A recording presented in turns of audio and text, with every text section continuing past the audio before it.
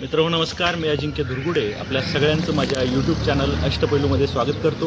मित्रांनो, आज आपण आलेलो आहोत काळाराम मंदिर नाशिक येथे आणि काळाराम मंदिराबद्दलची एक आख्यायिका अशी सांगितली जाते की रामायणामध्ये पंचवटीच्या ठिकाणी शूर्पणखेचं नाक आणि कान लक्ष्मणानं कापले होते आणि त्यानंतर रामाचा विरोध करण्यासाठी समस्त 14,000 राक्षस त्या ठिकाणी आले आणि त्यांनी रामावर चाल केली। मात्र त्यावेळेस रामानं महाकाय असं कालस्वरूप रूप धारण केलं आणि त्याचमुळं या मंदिराला काळाराम मंदिर असं म्हटलं जातं।